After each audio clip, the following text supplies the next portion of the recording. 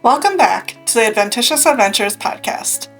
Just a reminder, if you're liking the story so far, make sure to like and follow for updates when episodes are out. Also, please share with friends. It always is great when other people are able to experience everything. Reminder, also you can find these episodes on YouTube, and the original written episodes can be found on WordPress.com under our same name. Last time, the party managed to come back together in the southern town of Meering, after being introduced to the one person they were told to find and befriend. They headed off on a mission to check out the Temple of Bright Light, in hopes of finding the friend of a man who had approached them. Feigning wanting to tour the temple, the party was able to get inside, but quickly managed to get themselves into trouble. Not all was lost, however. Now with a new guide, perhaps they can learn more of what happened and where they should turn to next.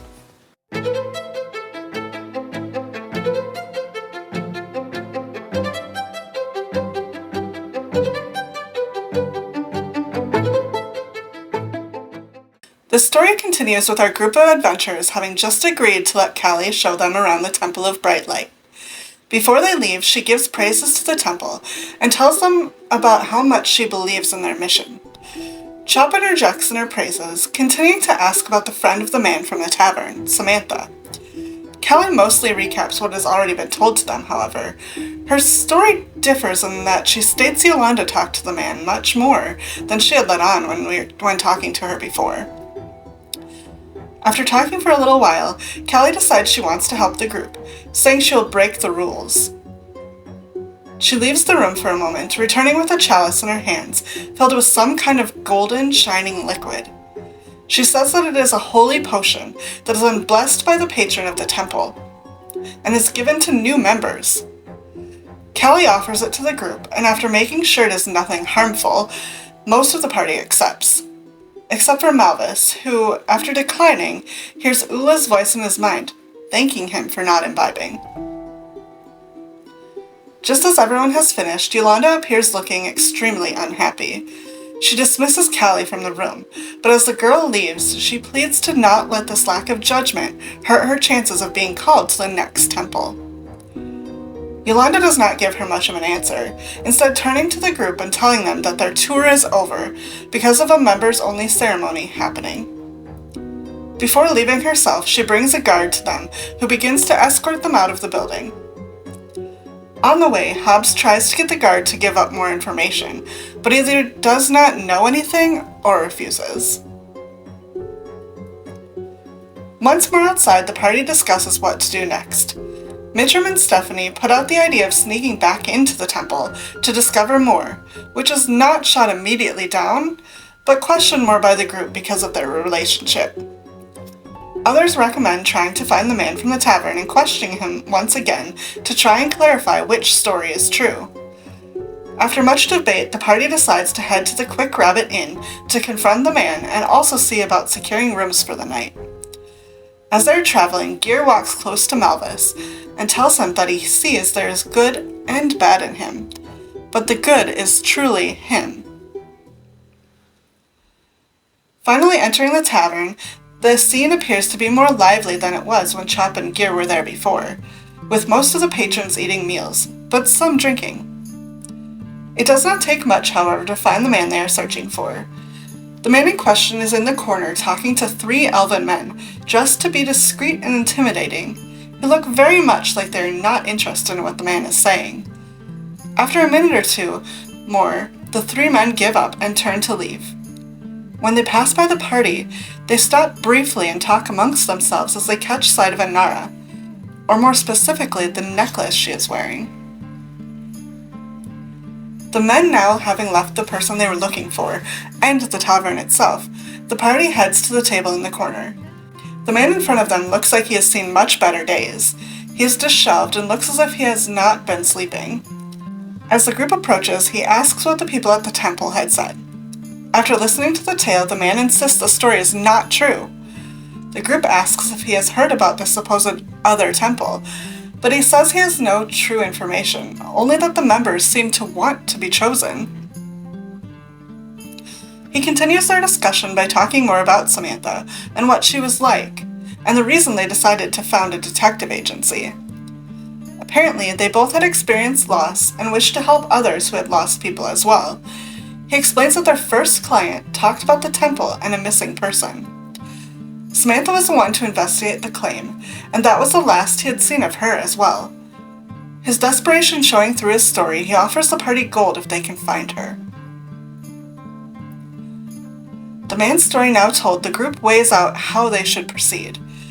Gear suggests going back to the temple and appealing to their nefarious-seeming sense by claiming that they were able to persuade the man to keep quiet or have dealt with the situation in a way they will not be bothered, in order to gain some credit for information. As they're discussing this idea, Hobbs overhears a voice talking about bringing someone to the other temple that night. Looking around, it is discovered to have come from two men at the bar who look rough and like they could possibly be hired goons.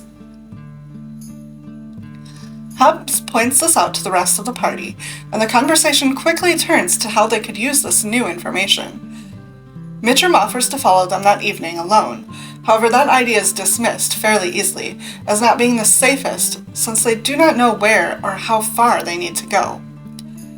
Malvis brings up the idea of sending his familiar behind Mitchum so he can track where he goes, but will still need to be within range of each other, and unable to do much else, meaning the rest of the group would need to be involved, making the idea risky and a lot more work. Malvis also has the idea to try and charm the men into telling them information, which everyone seems to think would be a horrible idea. However, he still makes his way to the bar area with Hobbs in tow. Once reaching the men, they somehow end up getting on the men's good side, and are invited over to a table to drink with the men, under the ruse that Hobbs is Malvis's grandfather. The conversation at the table is not very savory. The men end up talking about inflicting pain and other such pursuits, and in order to keep their cover and invitation, Hobbs tells them that Malvis, his grandson, likes pain and taking what he wants. The two try to get the men to tell them what they're involved in, but the men are not very talkative about it, instead enjoying the drinks that are continuing to come their way. They do divulge that they are hired help, and are mostly used for transportation purposes. That is all that the men truly say about their current employment, but then mostly, due to the quantity of alcohol imbibed, offer a warning to Hobbs and Malvis, telling them to not join the Bright Light Temple if they are a magic user. They also say the whole organization is bullshit. The members believe they want to work to be able to get the privilege of going to this new temple. They are then taken one at a time as some great honor, but the truth is that no one comes back. The men say that the times they've transported people before, they heard screaming and scary noises that they could not explain. Again, it may be their charisma or the amount of alcohol, but the men agree to Hobbs and Malvis' insistence of letting them follow them that night. With that, the men leave in order to sober up some before their job. Malvis and Hobbs come back to the rest of the group, who are quite surprised, and let them know what transpired before deciding to take use of the rooms they had rented, before having to face the unknown of that night. After a few hours, the party comes back together, rested, except for Chop, who ended up bunking with Hobbs and says he snored loudly the whole time. They rent a cart and pile in, waiting for the signal from the men. Shortly afterwards, they see a halfling in gold robes emerge from the temple. She is escorted by Yolanda, who speaks to her shortly before loading her into the very well-lit carriage of the hired men and sending her off on her way. The men's carriage travels for a while, with the party following at a respectable distance. Eventually they reach a clearing of sorts.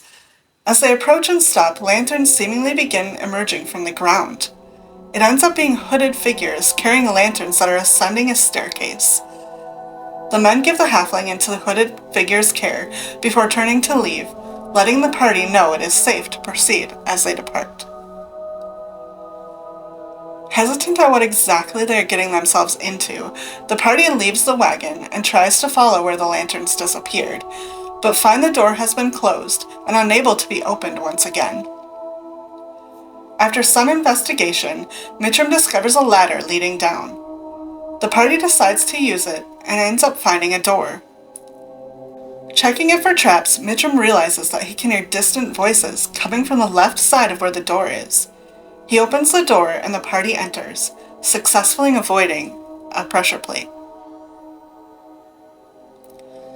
Now inside, the party can fully hear voices, and looking into the room to the left, they find 3 goblins arguing over a pile of coins on the floor.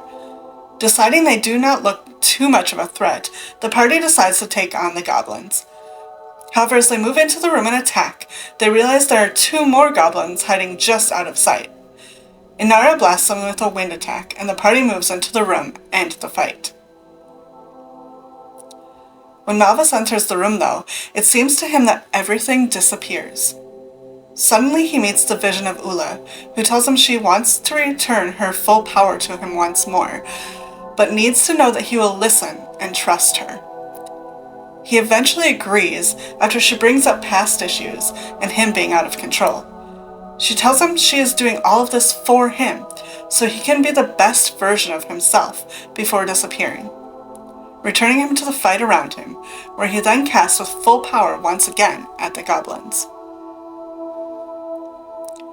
The party makes quick work of subduing the goblins, even with the extra bodies, and find 2 chests at the back of the room, which hold treasure.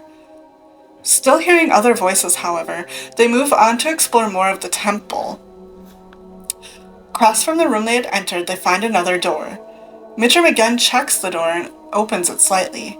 He can see a group of orcs and a halfling huddled around a pressure plate on the floor. Wanting to see more of what is going on, Malvis sends his familiar into the room as well.